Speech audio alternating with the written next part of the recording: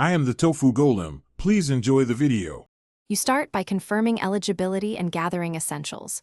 VIN, phone, email. Do this now so nothing blocks activation. Next, create or locate your Cupra ID. This ties services to the car. Once done, enable Bluetooth and mobile data on your phone and make sure the car is parked with ignition on or in accessory mode. These actions let the car and the app exchange credentials. Hold the VIN and Cupra ID ready because you'll enter them in the app immediately. Open the Cupra Connect app and sign in with your Cupra ID, then choose Add Vehicle and enter the VIN exactly. The app will prompt a pairing sequence. Follow the on-screen steps while sitting in the driver's seat. When the car displays a PIN, confirm it in the app to verify ownership. This secures remote functions.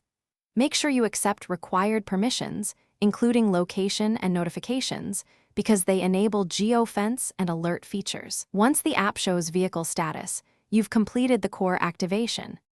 Finish by testing key remote features, lock and unlock, vehicle status, and remote climate start, so you confirm connectivity works. Then register any warranty or vehicle credentials within the app and check for system or firmware updates in settings. Updates often fix early connectivity issues.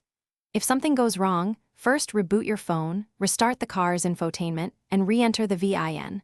Often that clears handshake errors. If failures persist, contact Cupra support with your VIN and error details for guided assistance. Thanks for watching. Consider subscribing if we helped you today.